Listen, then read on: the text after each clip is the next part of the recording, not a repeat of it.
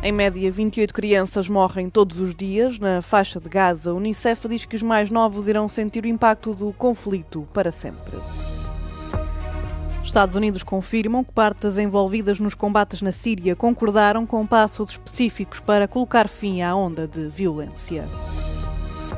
Parceiro de coligação de Netanyahu abandona o governo e deixa primeiro-ministro em minoria no Parlamento. Lei sobre serviço militar foi a razão da divergência.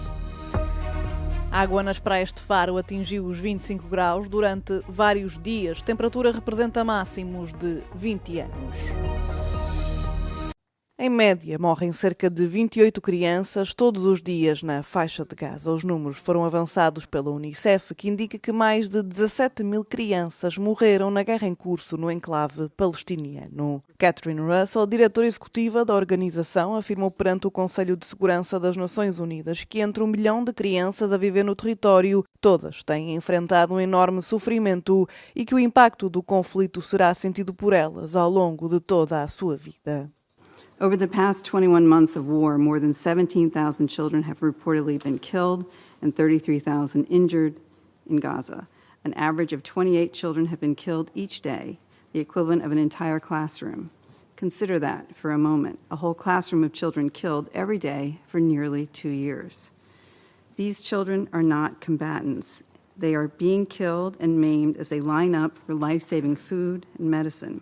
Na quarta-feira, pelo menos 20 palestinianos foram mortos durante uma distribuição de alimentos em Khan Yunis. A maioria morreu espezinhada durante uma debandada. A Fundação Humanitária de Gaza, que opera os centros de distribuição no território, acusou a Hamas de ter fomentado a agitação que provocou o incidente. Os Estados Unidos disseram que todas as partes envolvidas nos combates na Síria concordaram com passos específicos para pôr fim aos confrontos, segundo informou o secretário de Estado, Marco Rubio. A declaração aconteceu depois de Israel ter lançado um raro, mas poderoso ataque ao coração de Damasco na quarta-feira, com os israelitas a afirmarem estar a proteger a comunidade minoritária drusa. Já o presidente interino da Síria, Ahmad al-Shara, denunciou as ações de Israel, alegando que o país procura semear a divisão. كما أخص في كلمتي هذه أهلنا من الدروز الذين هم جزء أصيل من نسيج هذا الوطن. إن سوريا لن تكون أبدا مكانا للتقسيم أو التفتيت أو زرع الفتن بين أبنائها. نؤكد لكم أن حماية حقوقكم وحريتكم هي من أولوياتنا. وأننا نرفض أي مسعى يهدف لجركم إلى طرف خارجي أو لإحداث انقسام داخل صفوفنا. إننا جميعا شركاء في هذه الأرض ولن نسمح لأي فئة كانت أن تشوه هذه الصورة الجميلة التي تعبر عن سوريا وتنوعها.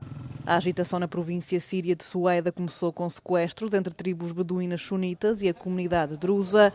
Na segunda-feira, funcionários do governo enviados para restaurar a ordem também entraram em confronto com combatentes drusos. Ainda na quarta-feira, funcionários do governo sírio e líderes drusos anunciaram um novo cessar-fogo. Dezenas de feridos chegaram ao hospital de Khan Yunis após um tumulto no centro de distribuição da Fundação Humanitária de Gaza, que fez pelo menos 20 mortos. O episódio aconteceu na quarta-feira, enquanto centenas estavam nas filas para receber ajuda humanitária da organização norte-americana apoiada por Israel. A Fundação afirma que 19 pessoas morreram espezinhadas no meio da multidão e que uma pessoa foi esfaqueada enquanto esperavam na fila. É a primeira vez que a organização reconhece a violência mortal nas suas operações. Apesar de já terem sido relatados vários episódios de violência e confusão, com soldados israelitas a abrir fogo contra palestinianos. A Fundação Humanitária de Gaza acusou o Hamas de ter instigado o pânico e de ter difundido informações erradas que conduziram à violência. Já o Ministério de Saúde de Gaza, dirigido pelo grupo militar, e testemunhas disseram que os trabalhadores da Fundação Humanitária usaram gás lacrimogéneo contra a população e isso desencadeou mais o pânico. Os palestinianos que se encontravam no local de Khan Yunis também afirmam que foram utilizadas granadas de atordoamento e gás-pimenta contra as pessoas na fila. A ministra palestiniana dos Negócios Estrangeiros mostrou-se chocada com a incapacidade da Europa para tomar medidas contra Israel, apesar de um recente relatório europeu que aponta para violações de Tel Aviv em matéria de direitos humanos. Shocking and disappointing, because everything is crystal clear. I mean, there's a EU report that clearly stated that Israel has been violating 38 violations were indicated in that report. And it's an EU report. And yet, there was a failure on agreeing to take actual measures. And these measures are very important because to deter wrongdoing, you need to take measures. Em declarações, a Euronews denunciou ainda que o acordo entre o Bloco Europeu e Israel para a retoma da ajuda humanitária em Gaza não está a funcionar. If we look at the last week, since the agreement was made, we see more killings of people. We see people killed at the queuing points. We see children brutally murdered while in tents awaiting medical care from another tent. So these are the kinds of questions that need to be asked today and asked in a very serious manner. A ministra palestiniana não negou as notícias de que o Hamas estará a lucrar com a assistência humanitária, tendo defendido o anterior sistema de distribuição de ajuda. Look, there are conflicting reports on this. But regardless, whatever is being offered in Gaza is not meeting the needs of the Gazans. There was a modality in the past, and that modality was working because the international organizations were distributing the aid, and they had like 300 points of distribution. Today we have a new modality with 4 points of distribution. Invariably, you will have crowds, massive numbers of people queuing to get food. And under such circumstances, you are putting people in a risk of harm.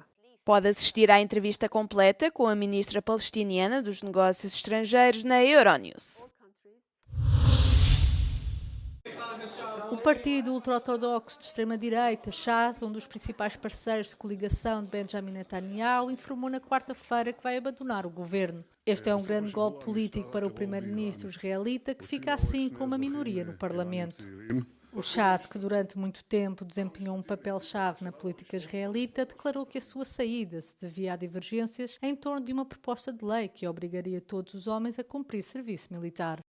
Os homens ultra-ortodoxos foram isentos do serviço militar obrigatório através de um acordo estabelecido há décadas pelo então primeiro-ministro de Israel, David Ben-Gurion. O Shas é o segundo partido ultra-ortodoxo a abandonar o governo esta semana, depois do judaísmo unido da Torá ter anunciado a sua saída na terça-feira.